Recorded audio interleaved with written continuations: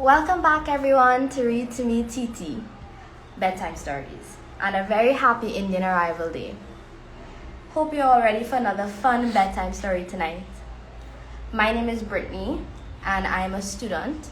I study in London, so that means that I have to go into a big airplane and fly across a big ocean all the way to England to go to school. And I am Johnathon, and I'm a test developer. And what does that mean is basically I work with computers. Okay, so we all know the past few weeks we've been inside, maybe a little bored, but just remember that by staying inside we're all being heroes by doing our part to flatten the curve. So tonight we have a great bedtime story called Fury on Soufriere Hills, and we'll be reading chapter 1 called The Field Trip. And this book was written by Heidi Fagerberg and published by Caribbean Reads. Okay, so let's get started. Chapter 1, Field Trip. I hate hiking, Kyle grumbled. Mark wasn't listening. He was too busy taking in the scene at the top of the mountain. It was very quiet. It only sounds with the occasional croak of a frog and chirp of a cricket. A soft, cloud-like mist swirled around Mark's legs, and he let himself imagine, just for a minute, that they were no longer on Earth. Being at the top of the mountain made the difficult hike he had just completed with every step. Kyle didn't share his opinion. Mark's best friend had stopped walking a few feet behind him and was bent over, his hands pressed into his knees. Kyle turned his head up to Mark, and the white mist created an airy glow around the brown face. 2 lines of sweet sweat ran from his forehead and down the side of his cheeks. He leaned back on the banyan tree. The thick, gnarled roots reached up to his waist, and Kyle rested his head on the base of the trunk. Chee Chee, Mark's pet vervet monkey, was along for the hike, and he stopped as well. He stood in the path ahead, his back arched, his long tail upright and swaying as if to say, "Hurry up, guys." Kyle looked up at Mark. "I'm not moving another inch," he said. "Come on," Mark insisted. "Look, we're on top of the world. How can you not love it?" Mark already knew the answer to this question. When Mark's father announced that he and his co-workers were going to hike up Mount Liang, Mark was eager to go with them and to have Kyle along for company. His dad had said that there would only be other adults, a few teenagers, and a 9-year-old on the hike. Mark had just turned 12, and he figured that he would be stuck hanging out with the youngest hiker. Kyle hadn't been quite as enthusiastic. He wasn't really into exercise and sports, and he had only come along because Mark begged. Good thing too, Mark thought. The younger boy had turned out to be a bit unpleasant, but having Kyle along was almost as bad. He had complained all the way up the 3,792-foot mountain, volcanic mountain, even though they had driven the first 1,500 feet up to Belmont Estate before beginning their hike. Chee Chee scampered down the trail and leapt onto Mark's shoulder. Mark tickled the brown fur under his pet monkey's chin. "Find any of your brothers?" Mark asked Chee Chee. He knew that the trees were full of the vervet monkeys that inhabited the island of St. Kitts, and he imagined that Chee Chee still had ties to the wild monkeys, although he had chosen to live with Mark. Chee Chee leapt off of Mark's shoulder and scampered ahead, ready to explore the summit. He looked back once more as if urging Mark to follow. "Come on, Kyle," Mark said again. "This is fun. We're on top of a real live volcano."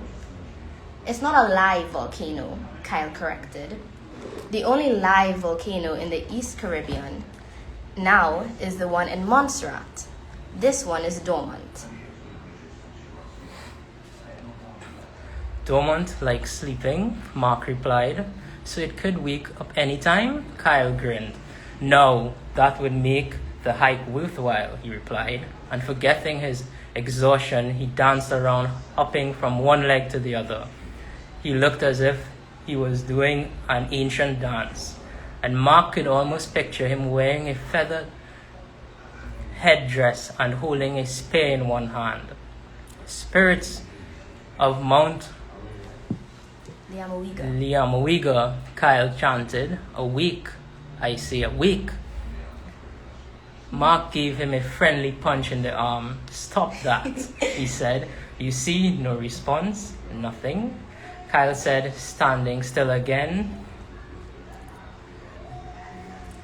The Amawiga's been inactive for 1800 years, and I really don't see why I have to do all this work to watch a mountain sleep.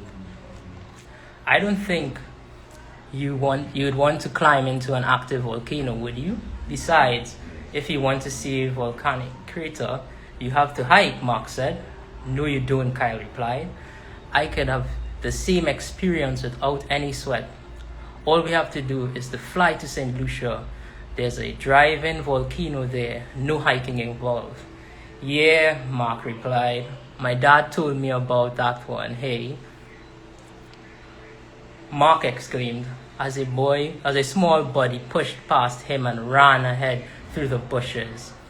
Slowpokes, the boy paused briefly in front of Mark, shouting the insult over his shoulder before continuing up the mountain.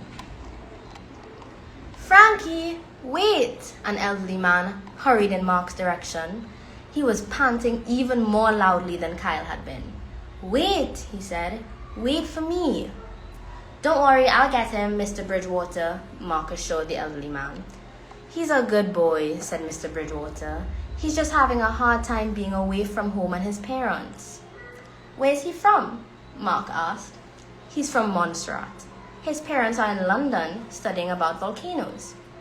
They're learning how to predict future volcanic eruptions. So he's with me till they finish. He misses them. He's trying to weigh me down. He's hoping I'll send him back to them, Mr. Bridgewater chuckled. He forgets that me and Mrs. B raised 10 children. I've survived it all. So he was there when the volcano erupted? Mark's eyes opened wide at the thought of experiencing such an event. No, the old man chuckled again. That was in 1999. He wasn't even born yet. He was just a small boy when the last explosion occurred in 2006. I'll find him. I know a little thing about being far from home. He thought of how lonely he had been when he first moved from Trinidad to St. Kitts with his parents, at least until he met Chee Chee and Kyle and eventually made lots of other friends. Mark ran off in the direction that the younger boy had gone. He searched everywhere for Frankie. He passed the guide, who was standing near a big boulder on the rim of the volcano's crater. He was talking to some of the hikers. The crater behind me is a little more than half a mile wide and about 800 feet deep. Be careful. There aren't railings up there. It may not look so deep, but trust me, you don't want to fall in. Mark was near the edge. He peeked over into the crater. He thought it would be rocky, steep, and uninviting, like somewhere that a fire-breathing dragon might live. Instead, inside of the crater was incredibly green and looked like a huge waterfall of trees was tumbling over into the crater. The trees fell steeply at first, but then leveled into a gentle slope down to a pond in the middle. Mark finally spotted Frankie behind a tree several feet from the back of the group, but very near to the edge of the crater, he was looking in. Mark walked over to him. You need to stay with the group. Frankie, you're too close to the edge. As he spoke, he reached out to grab Frankie's arm. Frankie yanked his arm away and kicked out at Mark's shin. He missed his target and lost his balance. Frankie teetered on the edge of the crater. Mark lunged in to try to catch him, and both boys fell over the steep edge and into the crater.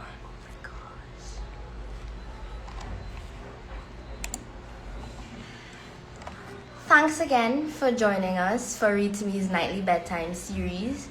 Hope you had fun reading the first chapter of Fury on Soufriere Hills with us. But before we go, it's very important that you listen to us. Everyone listening loud and clear. Do you want to be little superheroes, everyone? Well, here's what you can do to help. Wash your hands with soap and sing the happy birthday song. Happy birthday to Twice. you 2 times. So you know you've washed your hands long enough.